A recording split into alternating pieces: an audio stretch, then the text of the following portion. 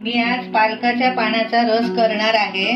त्याच्यासाठी मी ही 8 ते 10 पानं मी मोठी घेतलेली आहेत। याचा 1 ग्लास रस होतो आणि तुम्हाला जर जास्त हवे असेल तर तुम्ही जास्त पानं घेऊ शकता।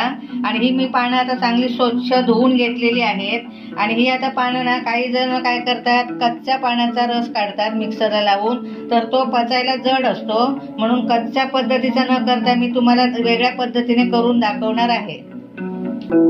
मी आता गॅस चालू करून पातेलं तापत ठेवलेलं आहे आणि त्याच्यामध्ये 1 ग्लास पाणी मी ठेवलेलं आहे। ते जरा गरम होऊ देत। पालकांच्या पानापासून आपल्याला ए जीवनसत्व, सी जीवनसत्व, लोह मिळतो। डोळ्यांसाठी हे पालकाचा रस चांगला असतो, त्वचेसाठी पण चांगला असतो, हाडांसाठी पण चांगला असतो आणि कॅन्सरसाठी पण हा उपयुक्त आहे। म्हणून आपण पालकाचा रस अधूनमधून मुलांना पण करून द्या आणि स्वतःही प्या।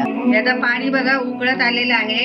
आता ही आपली पानं आहेत ना, ती अशी तोडून त्याच्यामध्ये टाकायची आहेत। आपल्याला जास्त बारीक करायची नाहीत, या पद्धतीने अशी तोडून टाकायची आहेत। आता जरासं ढवळून आहे।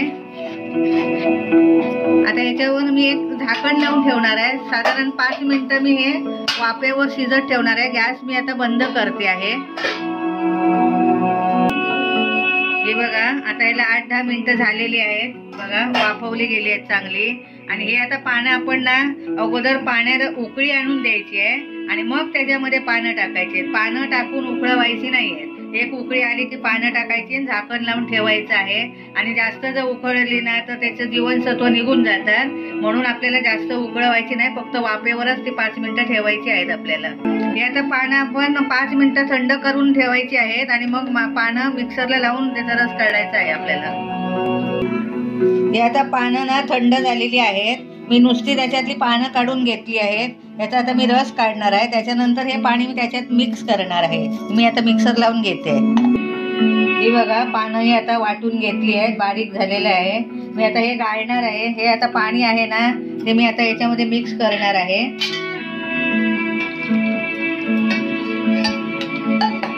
आणि हे आता मी गाळून घेणार आहे पाणी।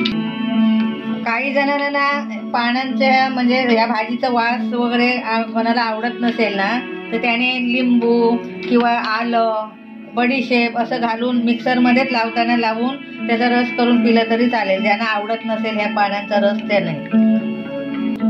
आता हा रस मी गाळून घेते आहे।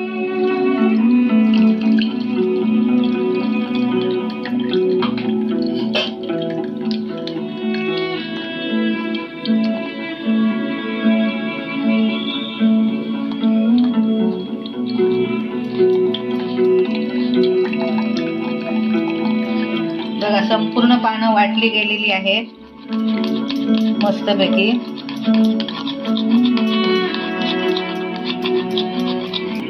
मी आता ग्लासामध्ये 2 चमचे साखर टाकते आहे। थोडंसं मीठ टाकते चवीनुसार। आता हे आपण ग्लासामध्ये रस ओतायचा आहे।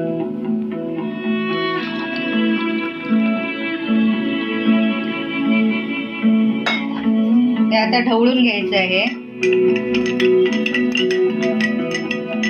छान झालेला आहे बघा रस, तुम्ही बघू शकता मस्तपैकी झालंय।